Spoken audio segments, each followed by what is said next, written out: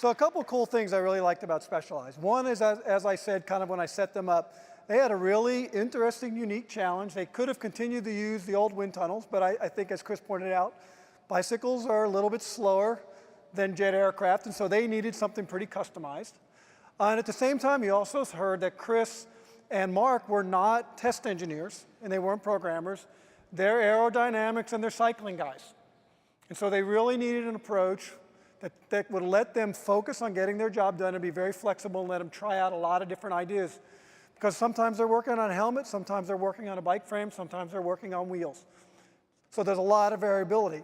Now our next application is also one that had a pretty unique testing requirement, someplace where we're going to introduce really new approaches and really change the way the testing is done. And so here to tell you about the work at Thales, UK, please welcome Anthony Afonso.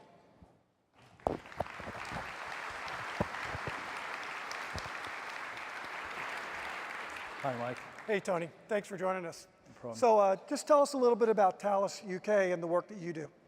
I'm a systems integration engineer at Thales, UK. I'm currently working on the JNUT project.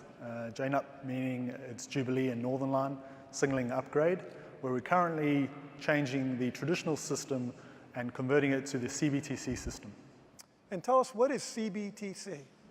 CBTC is communications-based train control.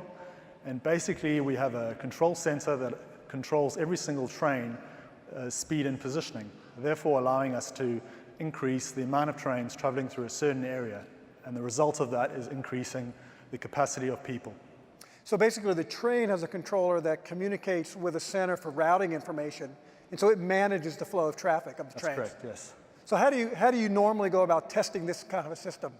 Traditionally, it's extremely painful. We require a lot of long weekend closures, and obviously it's it costs a lot of money. The customer is not very pleased about these closures. We also have to work the weekends, which is not great for us. And if you think about it, if people don't have a service over a weekend, it means they can't go shopping, which means it impacts on industry and companies and shops. As well as the weekend closures also tend to be where we actually do a lot of our engineering maintenance. So if we don't have that opportunity to do that engineering maintenance, that means it then delays the whole process. So I know you're here to tell us about a completely different way that you've come up with to test. Tell us about that. Yes, we've created this new product, which is one in a series of products. It's called the VTT, or the Virtual Test Train, and it allows us to make use of engineering hours. Now, engineering hours are between the hours of roughly 1 o'clock in the morning and about 4 o'clock. So the time you put the trains to bed and the time they wake up. And during those hours, there's actually hardly any power on in the area. So what we tend to do is, with the VTT, we're able to do a lot of our data communications testing, which is what we need for the CBTC system. See, so tell us about the actual system and what's in it. Well, inside the VTT, we've got a compact Rio. It has two purposes. One is to mimic or simulate the actual train, and the other side of it is to actually do all the data communications recording. And also, the compact Rio provides all the correct analog and digital signals which feed into the Thales vehicle controller, which then communicates to the vehicle controller center, which, as far as it's concerned, it believes it's actually communicating and controlling an actual train. So basically, you guys cruise around on the tracks in this cart.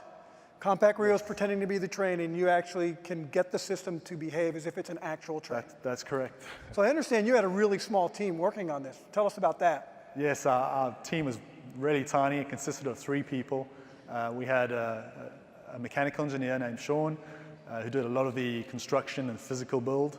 We had an electrical engineer called Phil, who did a lot of the wiring, the looms, the plugs, the pins, and myself, who did the LabVIEW programming. So you're the LabVIEW guy. Yep. Tell us about your experience with LabVIEW. I actually don't have too much experience. I've got well, during my university degree, we did a module for a year on LabVIEW, but other than that, I've really learned LabVIEW sort of in industry on the fly.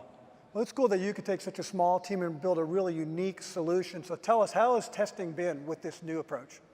Testing's been amazing. It's sort of changed the way we do it. I can actually recall a situation where it was actually towards the end of the Jubilee line commissioning, where we're actually sending test trains over a certain area. And they spent about 2 weeks going over this area, and they still couldn't find the problem. So the last resort was to give us an opportunity to test our prototype. And we turned up, and fortunately within half an hour found the problem. And the reaction we got from all the managers was, where has this been? Why haven't we used this before? Isn't that what the bosses always say when they see it working? Yeah. Well, that's pretty dramatic. An unsolved problem from weeks of work in 30 minutes of a prototype. Yeah. So how would you characterize the greater impact for Thales in this type of an approach? Well, I mean, it saved us a lot of time, and it saved us millions of pounds, and it's actually changed the way we actually do our data communications testing. We actually run the risk of possibly being one of the few railway signaling projects in the UK that will actually finish on time and on budget. So I think that's a good thing.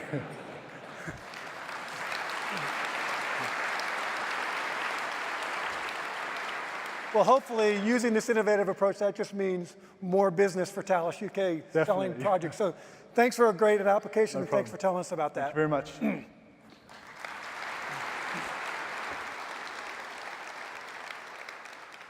So another interesting thing about that application is if you think about the train and the solution, they were both smart, intelligent, connected systems.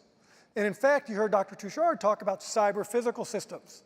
And if you think about a railway system of smart trains communicating with a central controller and coordinating amongst themselves to make traffic efficient, that's a cyber-physical system in real life.